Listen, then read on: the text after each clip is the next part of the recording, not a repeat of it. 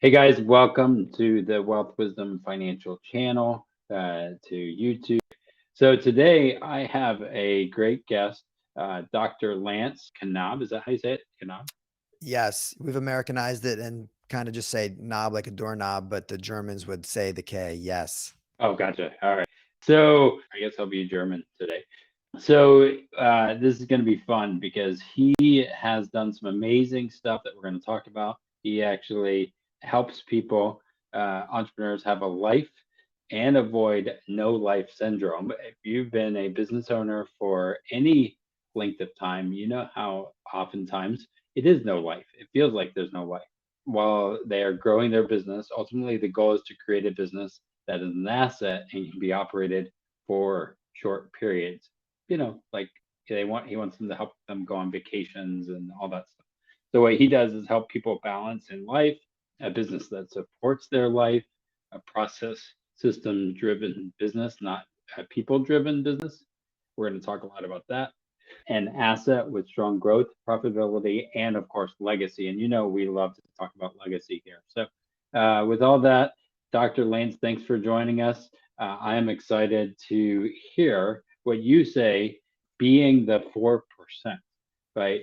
Now, can you explain what that means? Because again, as I think about infinite banking, as I think about profit first, I'm always thinking about percentages. And when I saw that be the 4%, I was like, what is he talking about? What is that 4%? And how can I be that? Explain what the 4% is and what it isn't. Absolutely. Well, Brandon, thanks for having me. Thanks for troubleshooting all the tech challenges that life throws at us in addition to other challenges, right? As entrepreneurs, we just persevere and overcome. So glad to be here. And yes, the 4% is I'm trying to think where to start. So much good stuff here. I'll answer it simply. Really, unfortunately, 96% of entrepreneurs fail in 10 years. If you look at across many studies, Michael Gerber's study is the exact number, but all the studies are fairly close. And, as Mhm. Michael Gerber, the author of The Entrepreneurial Myth, says, only 20% of businesses are going to survive 5 years. And don't get too excited because 80% of that 20% fail in the next 5 years. So if you actually do the math, unfortunately, that's 96%. And I know that, yeah, financial people get excited. There's a 4% rule that, smart actuarials figured out. And, once you hit that amount, if you can, once you achieve a certain net worth, if you can live on 4%, it's hardly ever going to fail in a road. You'll be able to preserve your money and pass that on to future generations and legacy. So that is the 4% in a nutshell, really. And my passion is helping entrepreneurs. I want to help reverse this number so that 96% of entrepreneurs can actually succeed and not only, Yeah. protect their health, right? Because, I really love to help prevent people from getting sick and burning out and doing too much. But also, as you said, get paid along the way, commensurate for the roles they have Yeah. fairly. Most entrepreneurs don't do that. And we both are profit first lovers. And beyond that, still have double digit profitability. And beyond that, actually create an asset that they can decide they want to keep their profit generating machine or if they want to sell it for a premium at some time. I would love to share all that. Yeah. It stalled a little bit there, so I was a little bit of challenge towards the end. But one of the things that I find interesting is I've learned a lot being in the financial services world that even the 4% rule is becoming a 2.8% rule, right? Meaning people that thought if they just do this thing, they will get to this thing, this result, right? And it's being challenged, and people are starting to figure this out. And one of the things that I found interesting, I just saw an article in NerdWallet just, I think it was yesterday, and it says it's getting tougher to start a business and showing that it's harder and harder. So I'm wondering if that 4% is going to be almost like the 4% rule in the financial world, if it's going to be 2% or less, even though there's a ton of business owners, especially today, everybody's an entrepreneur now, right? And how do we, even if it's if it's 2%, 1%, whatever, it doesn't matter. How do we amplify that? And what have you seen that helps you make sure that it's not a just being a statistic? What do you do differently? Yeah. So I think I got cut off a little bit last time. I was saying for owners to get paid commensurate for the roles they have double-digit profitability beyond that, and then decide if they want to keep their profit-generating machine or sell it at a premium, right? So it is a valuable asset. And to answer your question, I guess the first thing that I would say is to be more strategic, right? Many entrepreneurs, you often hear the saying of just take action. I disagree with that. I think Yeah. it's a subtle change, but it's an important change. And it's critical to take strategic action. I think we have to break away from the day to day chaos and stand on the mountaintop and, do some strategic work for the year and break that down into months and weeks and then a Mm, day. And it doesn't have to be a big part of it. It should probably be less than 10% of our day, and the same for a month and a week and a year, but it cannot be zero. You will fail if you do not know your vision and do some high level work and then look through those lenses. yeah.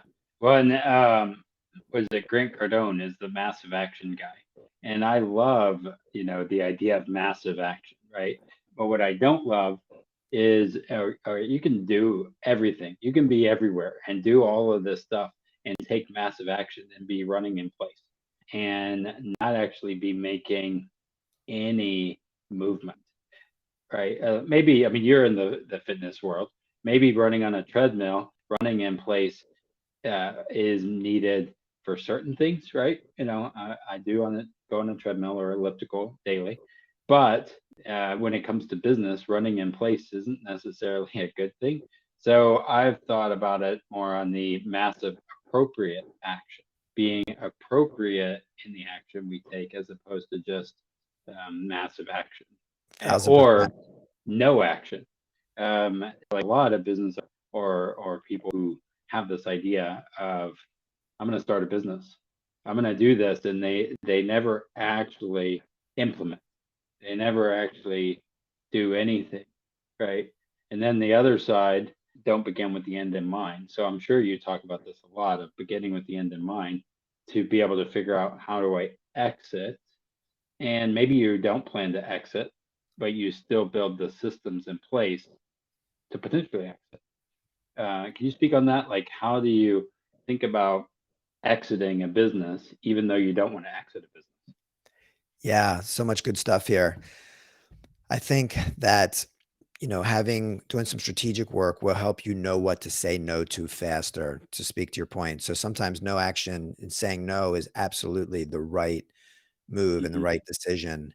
And, the process that I put together, we were talking about in our pre-call, I really boiled down the business planning process and then added one simple step, really for entrepreneurs to know their reason, their cause, their why. Let's just call it a personal mission. And then the second step would be the company's reason, cause, why, to know Yeah. that. And then the third step is a vision, which is what you're referring to now. And I just got off the phone an hour ago with a $700,000 in revenue business and business owner who doesn't have a plan. And, it's the same number. 96% of businesses that don't make it to seven-figure mark. So it's pretty Mm, rare air, again, that 4% number to make it to there. And so I think you really need to know your North Star and where you're heading. And it's very difficult, just like you said, to think about the end in mind.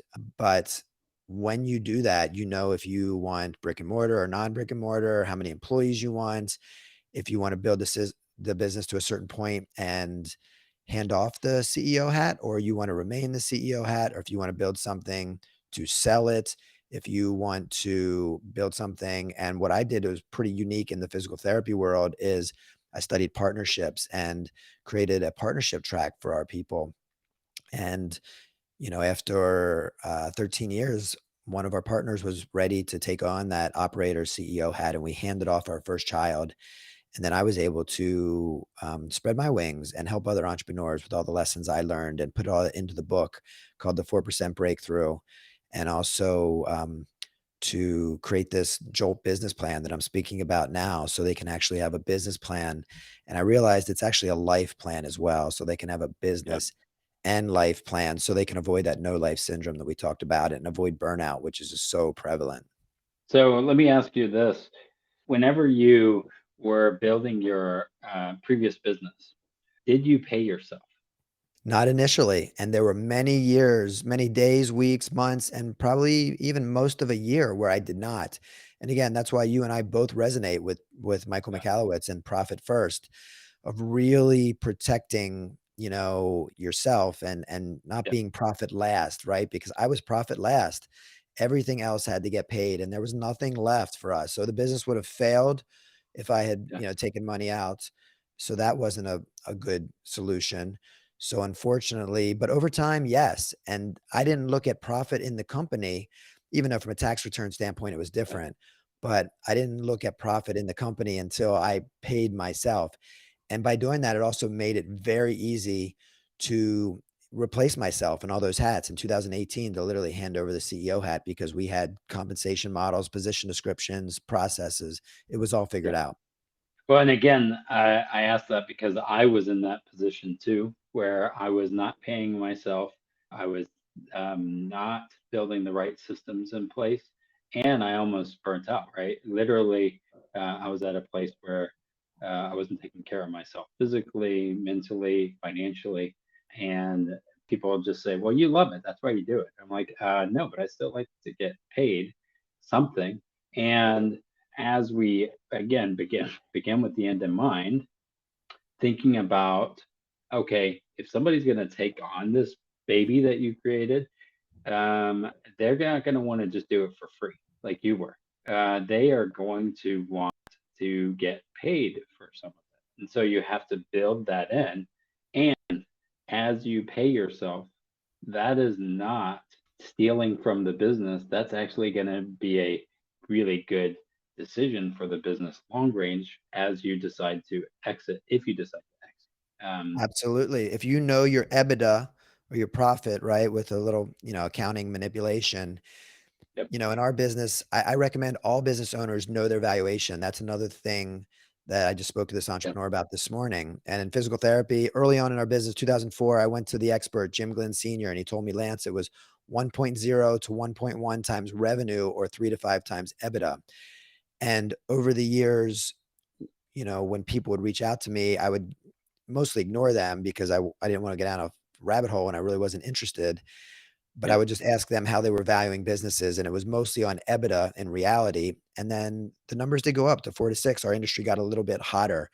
So, and then when we Yeah. took on partners, we had to value the company and we had to have worst case, you know, plans in place if one of us was to die and all these things you'd have to, you know, have in your agreements. So, Yeah. it's good when you're paying attention, right, to numbers, right? Things get respected that get, you know, what you watch will get respected. So you have to know what the asset's worth, I think, to answer your question and value it. And yeah, a friend of mine, I can just think he knew this valuation and then he really, you know, improved his numbers and then, you know, partnered with a private equity company and was very pleased about that. So yes, you have to know what your business is worth. And it has to be, frankly, I know you came from a coffee business. I can remember in 2020, there was a coffee business by the shore that a realtor connected me with, and they told me they were like Hmm. 40% profitable. And I was like, well, are you paying yourself? And they're like, no. And I was just like, well, okay, what roles do you have? And they were working 80 hours a week and had all the management hats. So when I put in replacement costs, the business was like, you know, minus 20%. And it was a total liability instead of being an Yep. asset that was worth a couple million that they were hoping for. Yeah, and I think that's the challenge when I hear 7 and 8 figure business or 10 figure, I don't care what business it is. All right. I've had clients and they've said, "Oh yeah, I make $1 million. I make this," and I'm like, "Well, how much are you making? How much are you taking?" And they're like, "Well, that's not the point. There's a lot of revenue coming through my hands," and I'm like, "Okay, there's two things you want to do: make money, right? Make money, and keep money." Yes. And so, how do you best position that? And again, why I love the infinite banking strategy is I use life insurance, properly designed, And if something happens to my business partner, which happens to be my wife, she's going to be taken care of, right? The business will continue. And I think a lot of people don't think about those various areas, or they say, well, a CFO will deal with that. We'll deal with that later. I'll make money later. So how do you help people as they, again, looking at the percentage model and looking at you put in 4%. That's an actual number. So how do you help people to realize they need to know their numbers? They need to understand what a balance sheet is if they're actually quote unquote profitable. Yeah. What are tools you use to help them? I mean, people understand the stress of not having enough money to make payroll and not having enough cash flow. So they get that. However, so they're motivated to get out of that position, and with accrual-based accounting, you may look profitable on paper, but again, that cash flow may be, bad, right? So you might struggle day to day, and that's, extremely stressful and, contributed to my angst and near burnouts and, as yours and most entrepreneurs. I have someone I'm supporting right now who their accountant, and I definitely look through different paradigms, and I'm really trying to have them look at their numbers Mm-hmm. after paying themselves commensurate, because their accountant is sort of saying, well, look, you made this and now you're making this and this year you're making this and you should be fat and happy. But really he couldn't replace himself. So the business isn't valuable on the market. He's still getting paid less than market. So I keep working towards that for that reason, because he doesn't have a valuable asset. He couldn't have legacy. He couldn't sell all of it or part of it at a premium. He's still trapped and a slave to his business. So this one thing we're talking about is a total paradigm shift, and it's a total, Yeah. critical point on success or failure. Well, and again, that means you have to think about your numbers. You have to be aware of all of that stuff, right? And I think that that's the hardest thing to really think through, and almost one of those roles in business. And this is why we've created our community of it's wealth wisdom community, right? To really think about the number side of things, right? Because as a business owner, especially a small business owner, you have to be the guy who's in the sales side. You have to be the guy that's in the or girl that is in the production side, the distribution side, the every piece of the business, right? And then we say, well, I don't know that, so then we just kind of delegate it out or don't ignore it, right? And so we thought about this as like the exercise of doing your money in a team, kind of, again going back to your experience, when you do it regularly, not all the time, like not think about it all the time, but I go to the gym every day and then I'm done, focused. And then what do you tell people as they are kind of running around like chins? How do you help them to figure out, okay, I need to slow down so I can go faster? Totally. Yeah. You do need to slow down and take a deep breath. Know what's important for you. So you're saying as you help people with that, what happens? Yeah. So really they need to know their key indicators. And this whole Jolt strategic planning process, on minimally it has to come to life, right? It has to Yep. really be a living, breathing document and thing. And minimally once a month it has to be used. So I really force people to have their financials done as quickly as possible at the end of a month, and then Yep. we meet and I help them review their financials and any key indicators, and we cross check that with the actions they took that month. So we're really going to try to do an analysis and come up with what's working and what's not working. And, I have someone I'm supporting right now who's an accountant in her previous life. And right now she's got a dance business, and she's a dream student Yeah. because she really gets in and, has a, affinity for numbers. So that's easier with her, right? Because The end goal is I can remember being at the American Academy of Orthopedic Surgeons conference in Las Vegas one year, and I was with all their operators and their marketing people, and the speaker was from Harvard, and he recommended, every action that you take, you're measuring your all the expenses and then all the revenue, and you decide what the Yeah. time frame is, and then you take it to profit. And only 5% or less of the people in the room, including myself, were actually doing this, because unless you're actually measuring it and taking the profit, you can't determine if, okay, dinner with the doctors or this newspaper article or this blog article or paid Facebook ads, which is working the best and which is getting the best return on investment. So that's perfect scenario, right? If you're really taking it that far. But no matter what, you do have to measure as best you can within your resources what is working and what is not, and then decide what changes you're going to make in that following time period, probably a month. Yeah. That just goes into something we've been thinking a lot about. Again, we have a method that we call the still method. And the still method is an inverse of the chaos that we're in, which is confusing, haphazard, anxious, overwhelming, and stressful. And that sometimes stress is important, as you know, in exercise, but oftentimes not so much, and it leads to heart attacks, right? Maybe, right?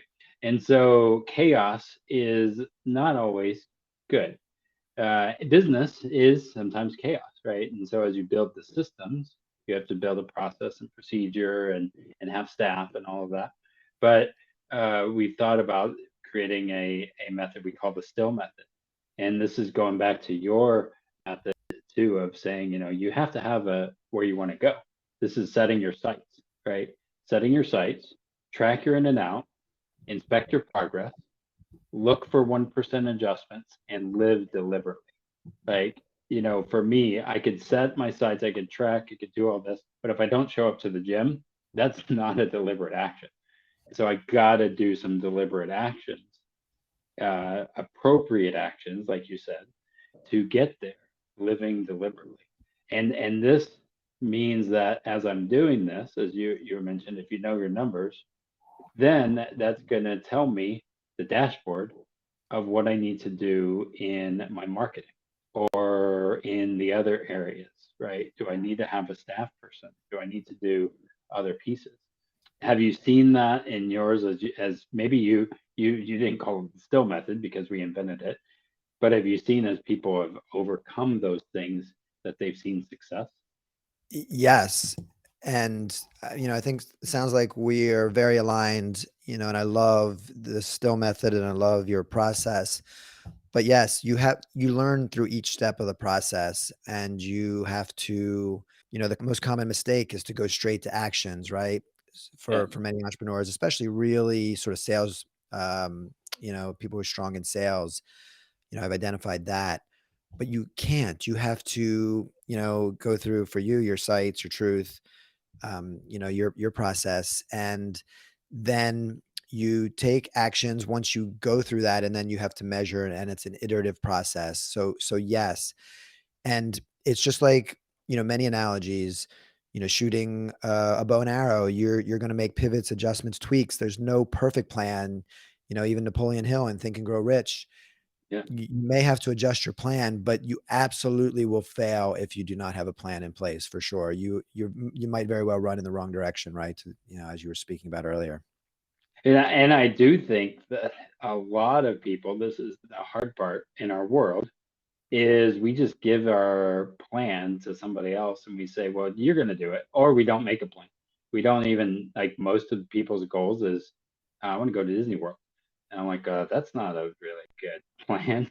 And it's left unfulfilling. And I wonder if this is part of the reason that our health, physical health, emotional health, spiritual health, is blinking red in a lot of ways, even though the market is an all time high, because we aren't tracking and we're not living with purpose, right? And so when you mentioned this building the plan, it's living with a purpose and building that, not knowing, we don't know where the heck we're going to be at, in 5 years. I didn't know I was going to sell my business, right? Building the foundation, the pieces to then move forward. What are some things that you see people just always trip up and you're like, oh my gosh, I'm talking about this again? Yeah, well, just to speak to what you just mentioned most recently, having that purpose, right? Their mission, their cause, their reason, their why. Most entrepreneurs want to talk about their professional purpose or reason, so their company mission first, and they kind of skip themselves, whether it's the oxygen mask approach, like their health, or their partner, religion, their Hmm. family, whatever it is. You need to know that. You need to decide what's most important to you as step one, right? That's the first step in this, Yeah. jolt process that I've created, and also the first step in the 4% breakthrough book process that I created. So that's number one. And even Napoleon Hill back in 1941, his number two reason for failure is people not having a purpose, even that long ago. Yeah. That is a big one. And I already mentioned taking action that's not strategic, I think is another common problem.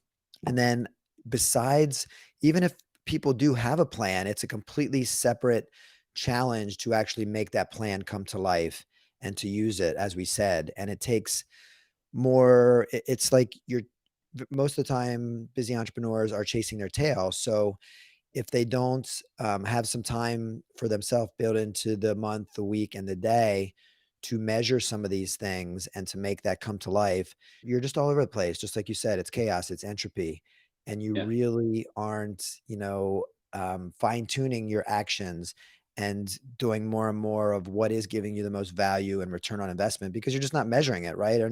Even among the orthopedic surgeons, which are physicians are the highest paid professional, bar none, and orthopedic surgeons are the top four of all specialties. And even their best people, less than 5% of the room was doing what we're talking about right now. Yeah, and you can tell, like when I do financial analysis, I've worked with some, and I'm like, what, how much money do you have, right, or saved, and any of this, and they're like, I don't know where it all went. I'm like, you make a whole lot of money, and it is like crazy to me, and I'm like, man, if I had 300,000 a year in in income, I could just imagine what I could do with it. But anyway, those are just things that just kind of boggles my mind sometimes, and it's just interesting. And here's the thing: I will tell you, the baby, and we're like, things need to change. We can't do this way anymore. We need to exit. So life situations, who we were, just made things different, right? And so we thought we were going to be in that business forever, but then thinking about, well, what kind of father do I want to be? Do I want to have my son behind the bar for 40 years and giving him ramen because that's all we could afford? That kind of thing. Not that we were doing well at the end, but I was like just kind of thinking about that and saying, okay, reverse architect, what actions do we need to take, and moving from it. And it was hard. Selling your first child, literally, is a big thing. And this is not a physical child, so don't get me. We were selling a business that was like a child. Understood. And for Yeah. me, by studying partnership, I was, you know, selling a part of the business. So that wasn't easy, although I totally wanted the commitment and I wanted that win-win-win with our best people. So, ownership could be an extra incentive plan. And really, I want if they were, growing and increasing the value of the asset in the company, like we spoke about, I wanted them to be rewarded. However, a more recent chapter of my life, my professional journey since the 4% breakthrough, the book came out where I kind of shared it all about creating a freestanding business and having legacy. If you do create a valuable asset, again, people are going to continue to want that. And after the pandemic, private equity money was very readily available. And a company in Northern New Jersey that had partnered with private equity approached our CEO and they approached myself and wanted to sit down with my wife and I. And you Yeah. know, I let our CEO know that if we were gonna do this, that I really wanted them to come to with specifics, you know, rather than go down a rabbit hole of resources. And we did end up partnering with, you know, this company called the parent company is called Active Pro Rehab and Yeah. Twinborough. So, so yeah, so it is not easy that, you know, Breakthru Physical Therapy and Fitness was our first child. And I really love the idea of, you know, I think taking on equity partners is an underutilized approach. Yeah. And I think that creating freestanding businesses is very difficult, right? You know, Gino Wickman, Maxwell, Jeff Bezos, Ray Dalio, not that many people have done it. And even as accomplished as Ray Dalio is, it took him 35 years and he had to hand it off to 2 CEOs and he ended up having to jump back in and take it back over. So definitely recommend for entrepreneurs to, you know, there is hope. It is possible to break away from the day-to-day chaos and build some fundamentals and live a healthy lifestyle along the way and actually have an asset that you can keep or sell. Awesome. Well, I really appreciated this, and I know we are like-minded for sure. Having both the heartache and success in this, and my goal, as yours is to see that 4% not go to 3 or 2, but go to 5 and 7, and maybe 100. You know, that would be awesome to be able to say, hey, 100% of the businesses I work with make it. That's an amazing thing. It's virtually impossible because of other areas, but it's not because of maybe they changed or it transitioned because of other areas of their life, right? And so that's my goal. I think that's your goal of saying, let's make this 4% 5 and not 2. So For sure. walk us through this website real quick, and I wanted to share it real quick since we are Thank in the you. video. So, Yeah, so what? thank you. So, yeah, on the website, you know, the one thing that would be a gift to your audience is for this, you know, framework that I mentioned of really a fast and functional business and life plan.